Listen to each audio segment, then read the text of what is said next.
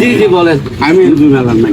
হ্যাঁ, এই জমিটা সলিস আমি 10 মাসায় 200 সাইজ করছি পুজো।